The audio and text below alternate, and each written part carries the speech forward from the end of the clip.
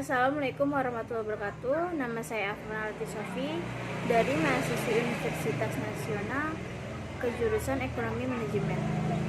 Saya akan menjawab pertanyaan dari dosen saya mata kuliah Akuntansi Manajemen. 1. Mengapa biaya campuran menimbulkan masalah sewaktu dilakukan pengklasifikasian biaya dalam kategori tetap dan variabel?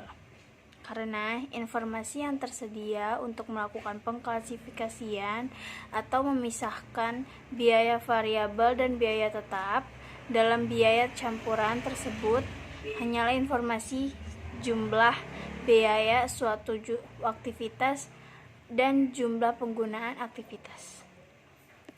2. Mengapa grafik scatter adalah langkah pertama yang baik untuk memisahkan biaya campuran dalam komponen tetap variabelnya?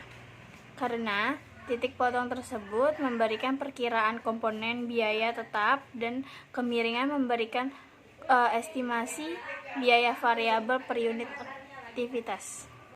3. Jelaskan bagaimana metode scatter plot memisahkan biaya tetap dan variabel dari biaya campuran. Karena metode scatter plot menyangkut pemeriksaan grafik scatter atau suatu plot yang menunjukkan jumlah biaya campuran pada berbagai aktivitas yang berbeda. Kemudian jelaskan cara kerja metode tinggi rendah. Karena metode tinggi rendah menentukan persamaan suatu garis lurus dengan terlebih dahulu memilih dua titik atau tinggi dan rendah yang digunakan untuk menghitung parameter per potong dari kemiringan. Mengapa kedua metode tersebut berbeda? Karena metode tinggi rendah ditentukan oleh jumlah tinggi dan rendah dari variabel bebas. Apa keunggulan metode scatter plot dibandingkan dengan metode tinggi rendah? Metode scatter plot memungkinkan kita untuk melihat data secara visual dan dapat menolong manajer menghindari jebakan atas terlihatnya hubungan antara biaya aktivitas yang tidak mungkin terjadi.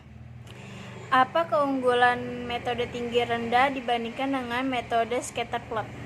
Metode tinggi rendah memiliki keunggulan objektivitas.